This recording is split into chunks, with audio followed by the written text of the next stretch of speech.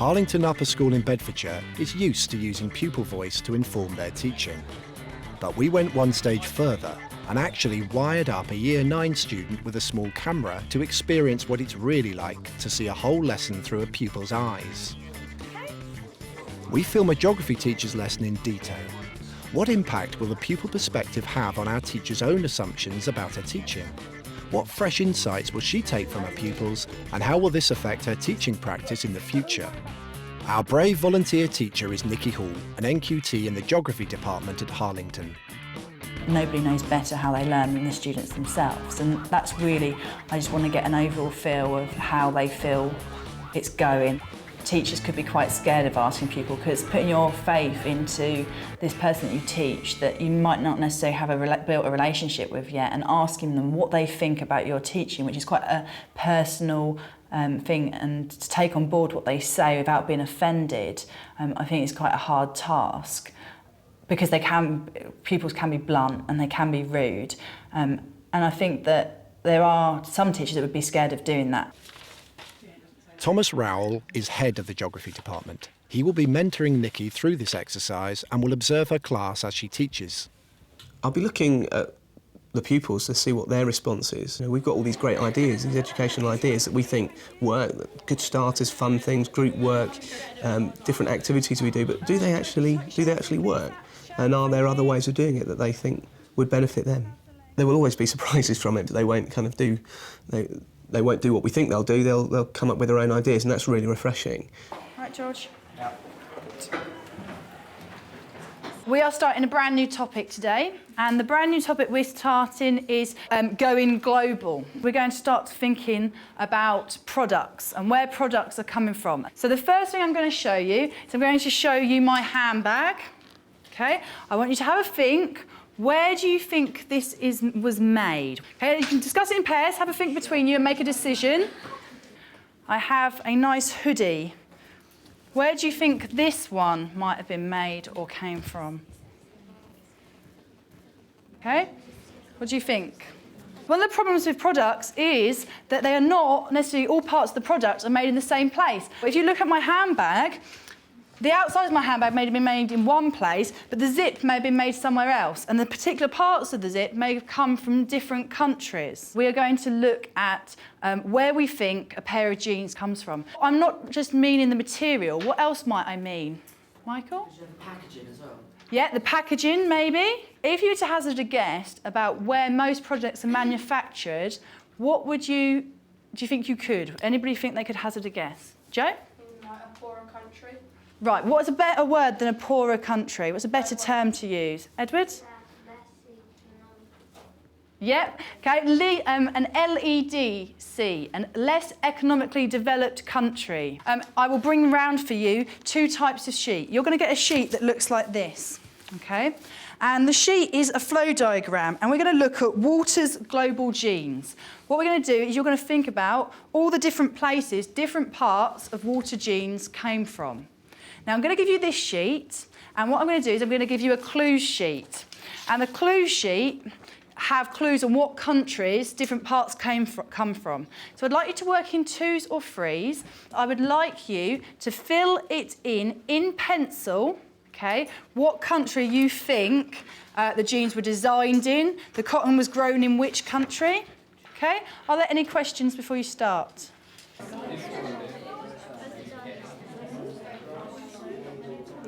How are we doing? Like a chicken. You're nearly right, but you want the country, not the city. If there's any clues you're not sure, just leave them because we're going to mark them together so you'll be able to fill in the blanks.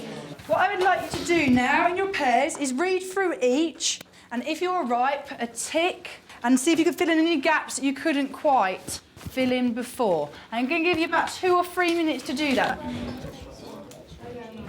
If I was to ask you to describe where Walter's genes came from, what would you say?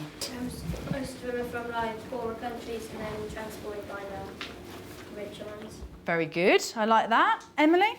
And the genes come from a variety of countries. Good. And we're going to try and meet one of your main learning objectives today, because one of your main learning objectives is to complete a neat and accurate map. We're going to map where Walter's global genes came from. If you look on your desk, you will see that you have a blank world map. Okay, so get in front of you your blank world map and make sure that you can see page 63. Do questions in the book 1, 2 and 3. The first thing on the side on your map is I would like you to write yourself down the continents. Okay, in a minute, not yet, we're going to go through your whole task first. Now, you're then going to have to get yourself 5 colouring pencils. I have some pencils at the front and you are going to colour the map. Once you've done that, you're going to have to write the labels or name the countries. Now, rather than use an atlas, this book is really good because it has a world map in the back of it for you. So you will then go to page 124 to 125. Now, I'll write all these page numbers on the board for you so that you can have a look if you're confused.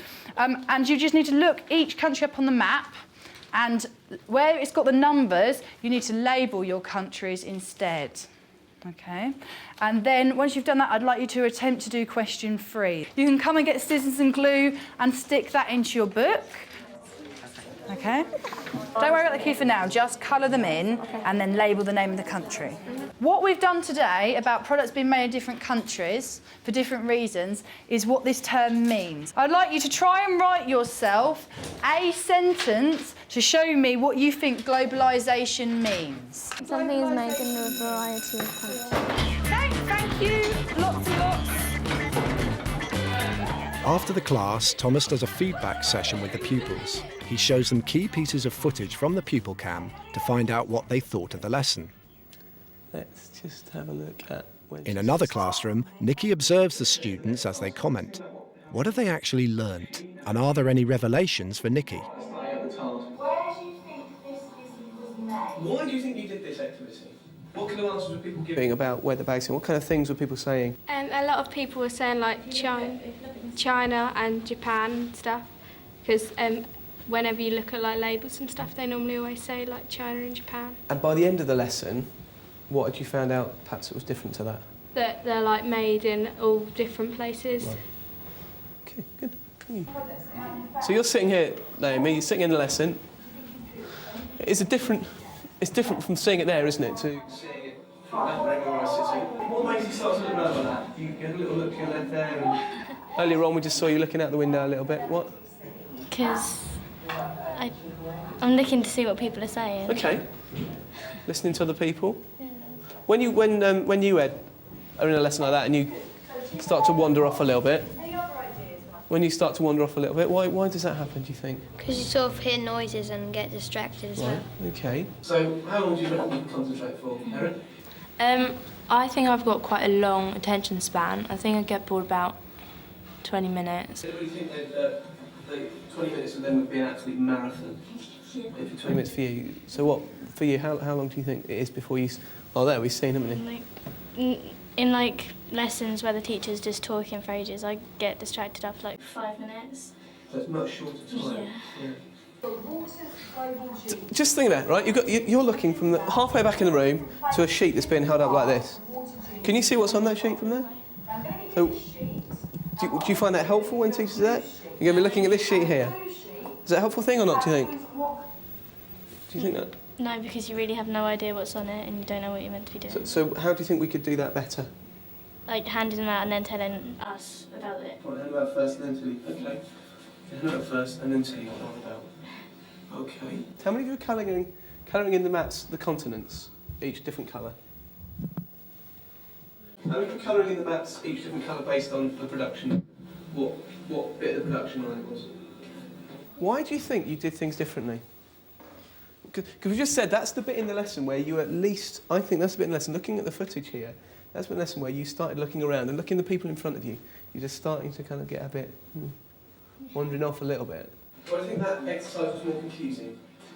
Well, she said all the instructions one after the other, and as soon as you lost the first one, you just, I'll wait until she can come round and tell me exactly what to do. So what do you think could have been done better there? What could have happened differently?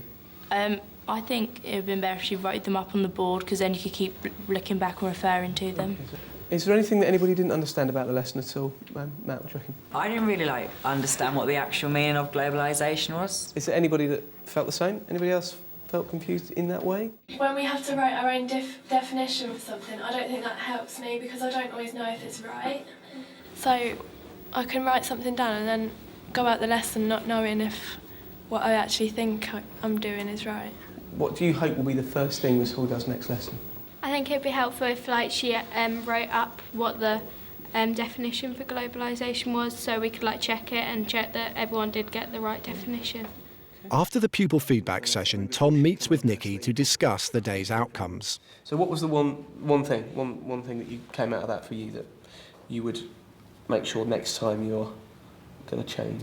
Oh, the instructions by far. That first bit that you did with the quiz I thought was really good actually, I really liked that. But it was that second activity that they was just a little bit of confusion with it, wasn't there? And that just perhaps needs I clarifying. thought what Erin said was quite interesting, that she said that I listen and then because I'd lost that first sentence I could never catch quite up with myself, and I just think to myself, well, it's okay, I'll ask Miss Hall in a minute. But also what was evident is that 6 or 7 of them thought that around the room, so that meant that I spent all my time going around re-explaining a task.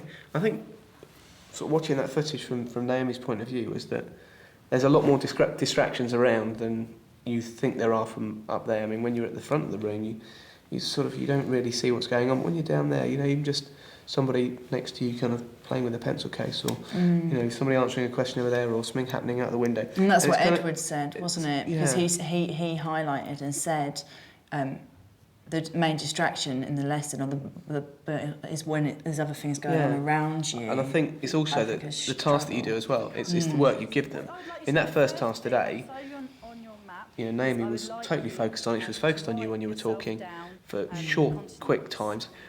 When it went on a bit and when she didn't quite know what she was doing, that's when it happened. So I think it's the appropriateness of the task and the materials and the resources that you give them. What is it you actually want them to have written down as their definition of globalisation? Because our plan was to say, what have you written, what have you written, what have you written, and, well, can we think of one as a whole class? So when are you going to do that now? So I'm going to do it as my starter next lesson. Genius.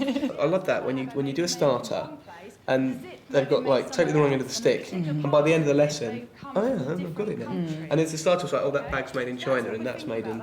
And they all sort of came up with LEDCs, poor countries. Some of the concepts were really quite sort of the stereotypical ideas, and what you managed to do in that lesson, which was really good, was start to break down some of those stereotypes about development and globalisation.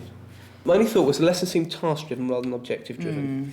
Yeah. It's sort of telling students why you're doing things as well as how, we just set a bit of context, I think. They're very perceptive, I think. They were, they know what makes a good lesson, really, don't they? A week later, we returned to Harlington Upper School to see how Nikki was getting on.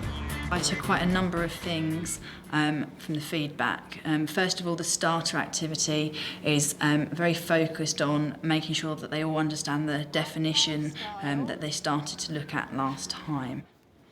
There's just one question you think. The second probably main change I've made is to the way that I've done my instructions. I've tried to break it down into a set of 3 different instructions. Draw yourself your own compass rose. Okay, very good. One of the things I noticed very much today in my lesson was my relationship with them now. I feel they're much more trusted and they're quite happy to tell me when they didn't understand something. Makes sense? And then you do each colour. As my teaching goes forward, I think having student voice is going to be really important.